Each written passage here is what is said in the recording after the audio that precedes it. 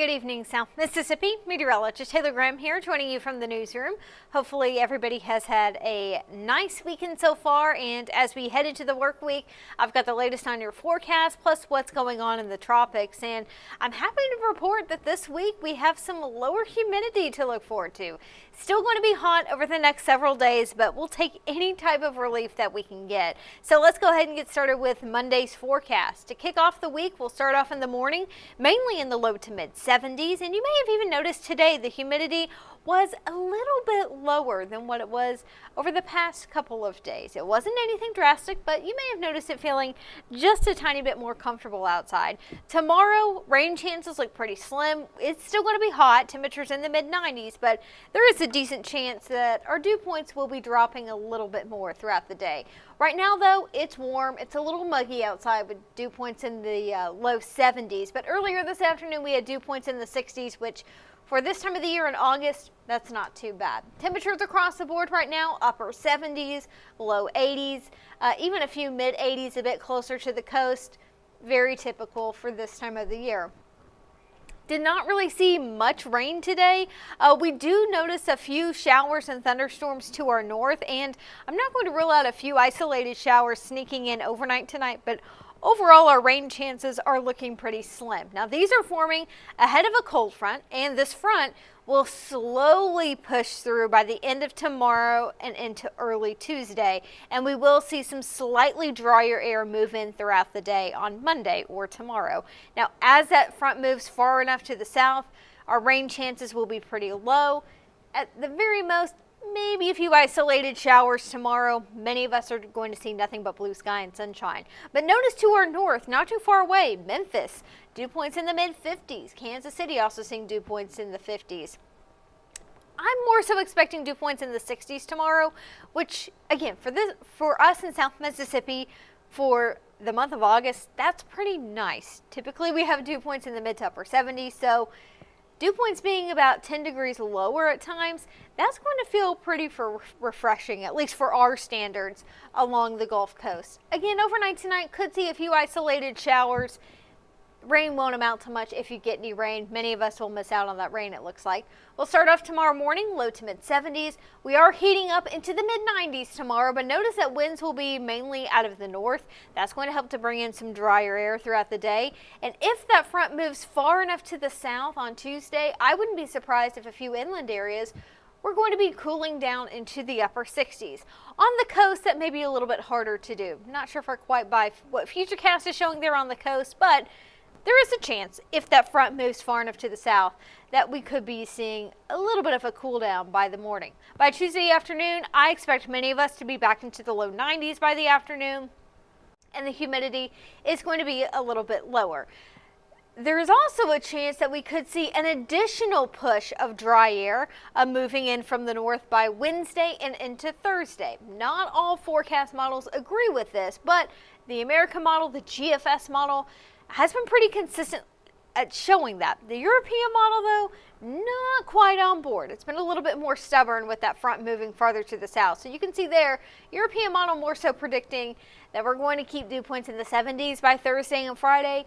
On the flip side, the GFS model shows us some much drier air settling in along the northern Gulf Coast. It really all depends how far south that front is going to be moving into the Gulf. The farther south it goes, the better chance we'll have of seeing that lower humidity. Once we get some more model consensus, I'll be a little more confident in the forecast. That being said, it does look like the next day or two, Monday into Tuesday, we have a decent chance of seeing some drier air, making it more comfortable or a little less miserable outside. If we also get some drier air to move in by the middle of the week, coastal areas, maybe seeing low temperatures close to the upper 60s for now. I forecasted low temperatures more so low 70s, which even then, that's a few degrees below average for this time of the year. Now, if you live north of I-10, especially in Pearl River, Stone, George counties, you'll have a pretty good chance of dropping into the 60s by Tuesday, Wednesday, and Thursday morning.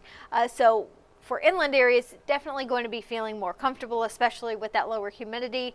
All in all, we have to keep our expectations in check. It is still the middle to end of August. Not every year we can get a cold front this far south, and even then, it doesn't cool us down too much. But hey, if we can get a break from that high humidity, I think a lot of us will appreciate that. Also, some good news in the tropics. No threats concerning the Gulf Coast at this time. We do have Tropical Storm Fernan that is way out there in the open Atlantic, and another tropical wave moving into the Caribbean. We'll start with Fernan. This is now producing winds near 50 miles per hour. Literally just got in the 10 o'clock update. This is continuing to move up to the north and northeast, it looks like, maybe maintaining its strength another day or so, and then it's going to be heading out to sea as a post-tropical system. Obviously not a threat to the Gulf Coast, nor is it a threat to the U.S. It's going to be a fish storm just remaining out at sea. Then we continue to watch Invest 99L, another tropical wave. That's getting closer and closer to the Caribbean. Good news is when the hurricane hunters were flying through this today, they didn't see much structure with it. They didn't see much organization. No well-defined center of circulation. Looks a little sloppy as well on a satellite this evening. There's not a ton to it, but winds estimated to be about 40 miles per hour. So because the hurricane hunters didn't really find too much of a structure within that, National Hurricane Center dropped development chances a little bit more. We'll keep an eye on things just in case anything changes, but it looks like conditions in the Caribbean not very favorable for any tropical development. This wave will continue to move westward over the next few days, but for the time being, it does not look like this is going to be a threat to the Gulf Coast. However, if something were to be named, the next name on the list is Gabrielle. So far this season, we've only had one hurricane. That was Hurricane Aaron, and that ended up being a Cat 5 at one point. Other than that, all of our other systems have been tropical storms so far. But hurricane season far from over. So even though we don't have anything concerning the Gulf right now, we definitely want to stay on guard over the next several weeks. Peak of hurricane season, typically September 10th, September 11th, right around there. So things could obviously change over the next few weeks, but at least it looks like wrapping up the month of August, we're not going to be seeing too many concerns here along the Gulf Coast. Now, I also want to talk about what happened 20 years ago today. This week marks the 20th anniversary of Hurricane Katrina. On this day, August 24th, what was Tropical Depression 12 became Tropical Storm Katrina.